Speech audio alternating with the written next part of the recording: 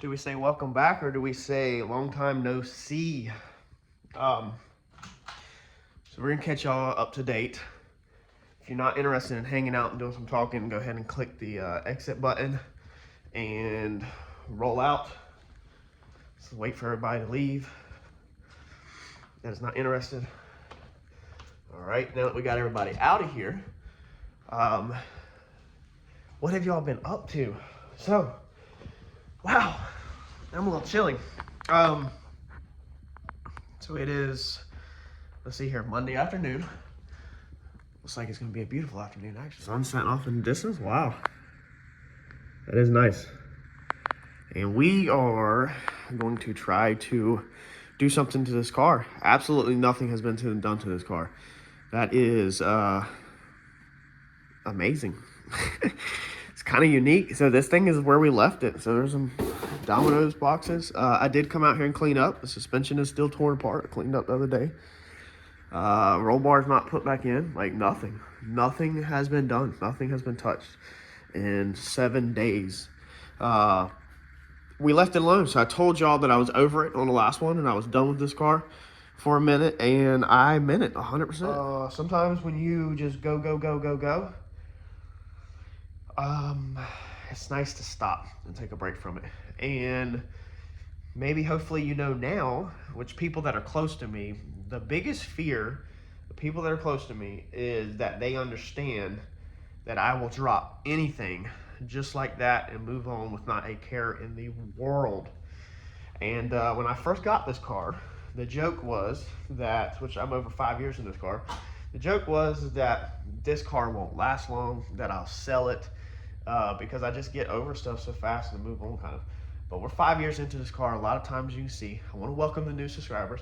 So the past 7 days, we've done absolutely nothing on YouTube. The past 7 days, I have posted nothing on YouTube. I have barely recorded anything. We have some videos coming up.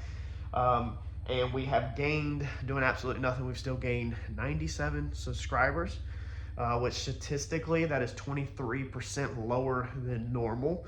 And that is due to the lack of videos. So when you put out more videos, you gain more subs because you stay up in the algorithm. But I said, you know what?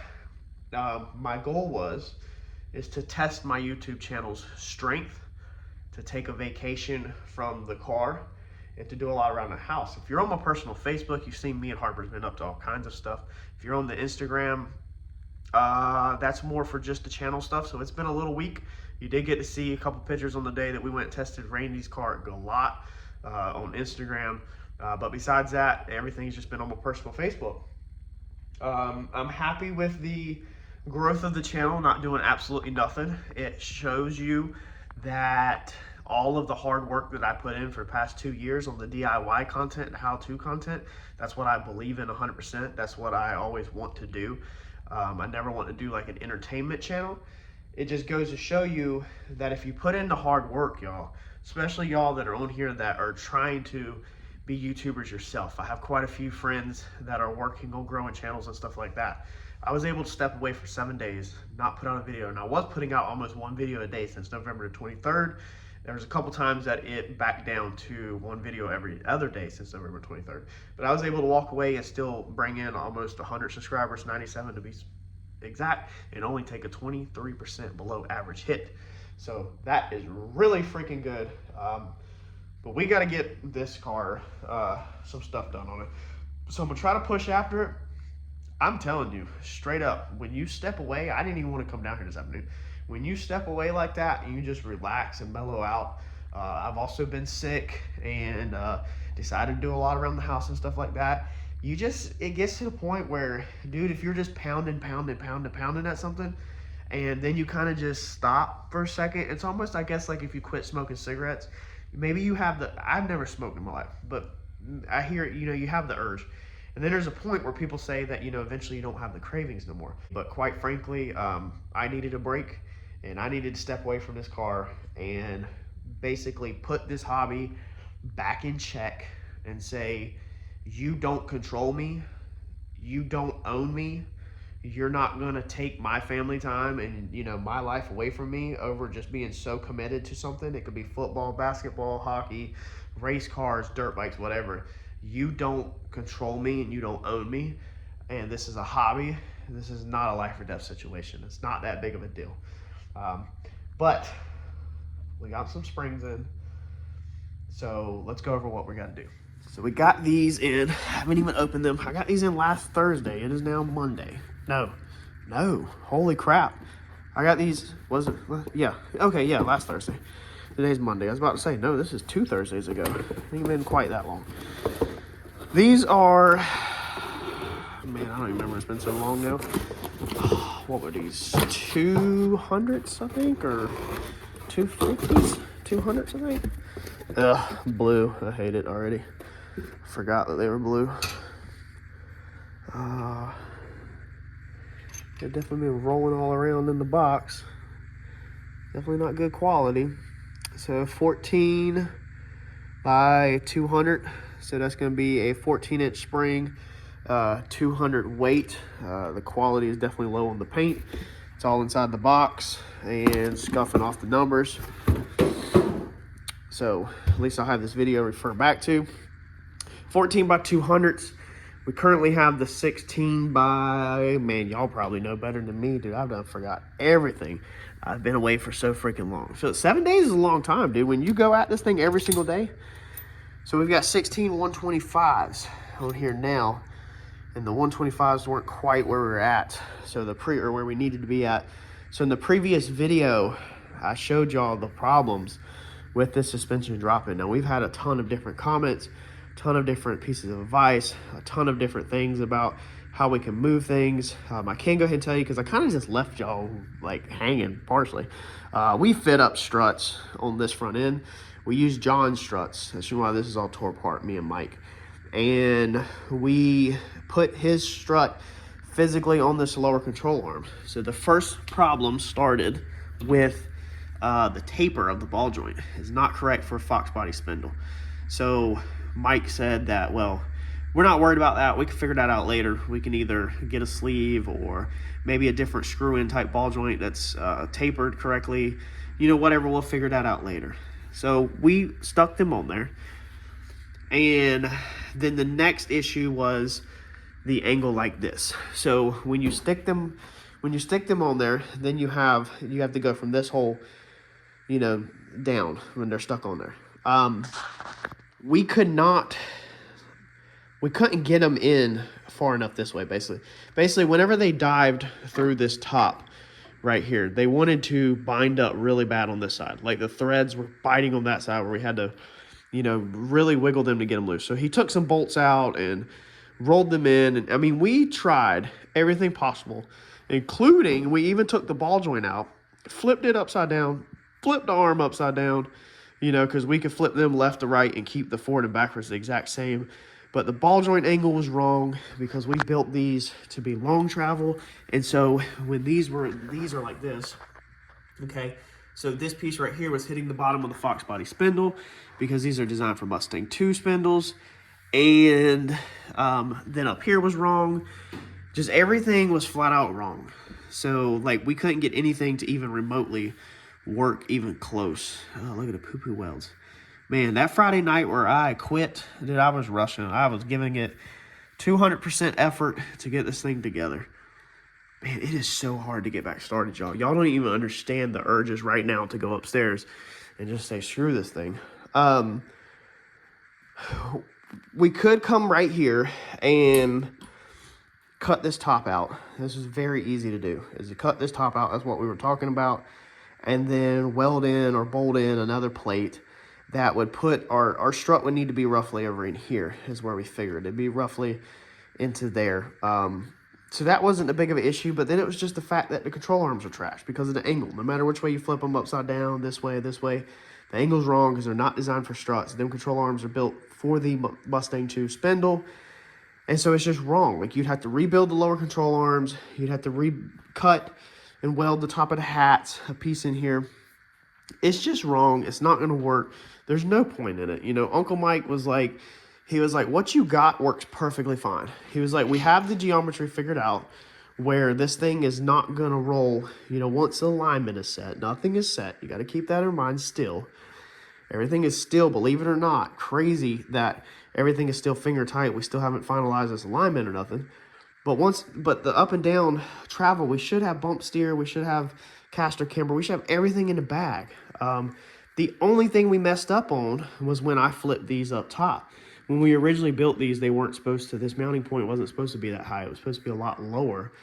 And flipping it up top is what messed us up, where it allowed this suspension to travel. Now, a lot of y'all, or some of y'all, recommended bump stops, installing bump stops.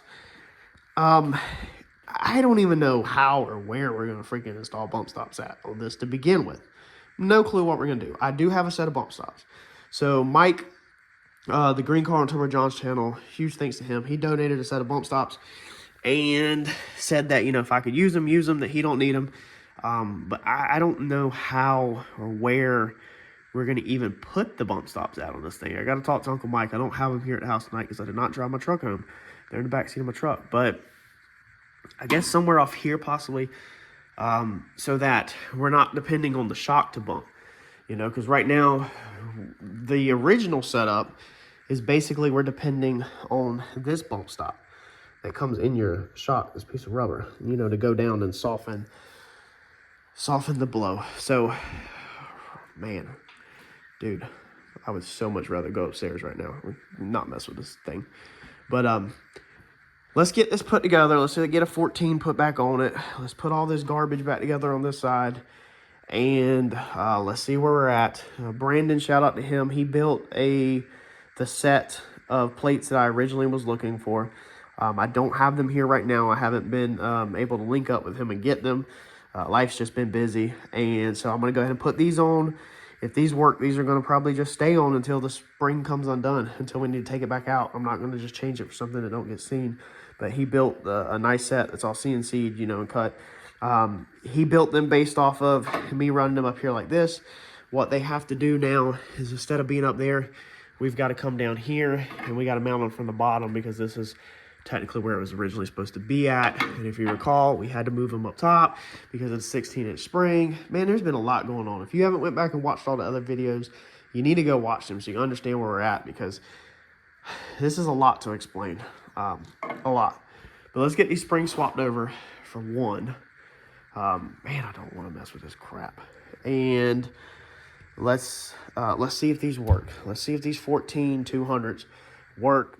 All right, so this is what I meant by, to do the 16, this is what we have to do, is it's all the way cranked down, and you can't get the top hat, the piece that goes in the shock, on and off without using these spring compressors. Now, everybody knows that these spring compressors you don't use on coilovers. Like, you never see anybody using these on coilovers. These are for, like, your freaking pickup truck or something like that. But the 16, even the 125, is too long and too stiff to physically be able to get this on there, even though we need a long one. So that's why we're hoping the 14 is the answer. So once we pull the spring off real fast, we're going to go ahead and test this thing. If it don't shoot across the room and kill me, we're going to go ahead and test this shock in there with no spring on it again, just to see where our 1 inch of shaft showing is at, actually, in relation to how this thing needs to mount up. So the 14, I'd have to watch my videos back. I don't remember what made when we would go with a 16. I mean, we want a full spring over the full coilover, but looking at it tonight, I mean, the 14, if there was like a 15, it would be freaking perfect. So the 14 is just, as you can see, a little bit shy. When we load this hat in here, let's see here, let's push this bump stop down. You know, so we're only, I mean, that's like 2 inches shy. Let's see, let's get a tape measure. But the 14, I think we're going to be perfectly fine. I think we're going to be working with a 14, and then we'll just have to figure out, you know, what the weight is. I mean, so roughly 1.25 inches. So if there was a 15, we'd be money pretty much. But I think the 14, I think that's not enough to even affect anything, personally. So that's nice, because I think that's that inch that we need to load it in there, possibly, maybe, hopefully, with it under full droop. So let's see. Let's button this thing up, and then go from there. On the Mincer ones, you have a C-clip that holds this upper hat in. So John's spring actually separated completely on the rear of his car at Fayetteville like a year or so ago. and his hat actually fell out. So if your spring separates, then this hat can actually fall out, and then the spring is just going to, when the car comes down, it's just going to slam up and go right there to where it's bolted at. So the clips keep that from happening. It's a really nice piece on these mincers. However, I'm not running them because they are aggravation factor, and my spring will never separate enough. So this will be cranked down some, okay? So we'll use this extra right here to load this thing in the car actually. But then what we'll do is we'll crank this down, okay? And then the car at normal operation will always be ran up. This adjuster will be ran up enough that under full separation, there will still always be pressure on this spring. This thing will never be separated like this ever. It will be impossible in this car from the setup we're gonna do. But I figured I would just show you that real fast, just in case you have that issue, because the rear of this car has that issue where this rear separates so much that the hats can fall out, and we're actually adding helper springs to the rear of this to hold them in whenever we go do the alignment. Let's throw this in the car. All right, so we got this side on, and still have an issue with these strange brakes. I really don't like these things at all. I have, of course, shimmed them. Okay, so I've messed with that. I've got my center line right here in the center of the rotor. This line is the center of your caliper. It should be in the center of the rotor. Brian actually taught me that. And they won't open up now. I don't know if the car just needs to be ran, some brake pressure needs to be applied and everything, you know, loosened up. But also, it doesn't turn. So I thought it was, originally I had said it was because this piece was hitting the spindle, but we're completely clear of that. What it is actually is that it's that ball joint angle. We've got this thing set up where we played around with it a lot, so that when we start out, we're all the way to one side, and then when we finish the motion, we're all the way to the other side. So that, let's see here, that would be limited with limiters. So once we get the limiters on here, then we'll have to definitely make sure that's adjusted to a minimum of where we can get this thing to turn. So we need to put the jack probably underneath here, put a little bit of pressure on this, and figure out where we can get the stud off of that ball joint. We can't index the ball joint anymore like that, or then when the car is at ride height, we have the opposite problem on the other side, because these arms are so short. So custom suspension, you have to love it. But I got one side back together. I think we're gonna go ahead and stick the wheel on this side, sit it on the ground. The old springs are still on that side. These I just ran up with my hands as much as I can, so they were nowhere near all the way, but I'm just curious if I can notice any difference in these 200s with just running them up with my hands, not even cranking them down yet, versus where we were at. And then, let's see here, we'll put the bump stops. See, the bump spots were supposed to go downwards travel, so they need to be up top somewhere, and then the limiters will limit downwards travel, bump stops will limit upwards travel, I guess. Yeah, and I think I'm gonna call it a night because it's after 9, it's right after 9 o'clock, and first night back, a little bit of aggravation already, and I'm just not feeling it at all. So let's put this tire on. All right, so got the car back on the ground, got the wife's ferns in. Down here it's crazy, it's like been 80 degrees, and then now tonight it's back, I think, down into the 40s. Whatever, it's freaking ridiculous. I think that's it. So remember, I didn't crank these coilovers down with any force, I just did them with my hands. And this side is the 200s, and this side is the 125s. We can come here, stand on it again, and we can get the 125s to go way down, okay, over there. But this side over here, as you can see, the car picks right back up. So just that 1/200 on it picks the car right back up. The car doesn't fall down. So when we put the other 200 on there, we should be able to crank that coilover even lower to get to where we need to be at, because we are currently way too high. Now when you roll the car forward and backwards, then that's going to help settle it also. I did roll it forward and backwards just a second ago, just a little bit to help settle it, but I don't have tie rods hooked on it, so can't do but so much. We do currently have probably a little bit more shaft showing than we should, so I think that's going to be maybe about 2 inches, it looks like, possibly. So we can definitely go down a little bit there. So that's gonna be good news. That means no coilover wrench, hopefully, to adjust this. We'll be able to turn this thing down, hopefully. And I think these are going to be the ticket, because we'll be able to fully separate now, and the hat won't fall out, because remember, the hat only was falling out when we were way up here. So the hat won't fall out. We'll have our 1 inch of shaft, and we'll decently be able to put these in the car. I was able to do them with basic hand tools. We went ahead and added our special washer things that I added there or ordered, and we went ahead and added the jam nuts that I ordered. If you recall, because I talked about this in the past, is I had just put bolts through with some tacky washers like that, but of course the bolts were too wide because these are regular hardware store bolts.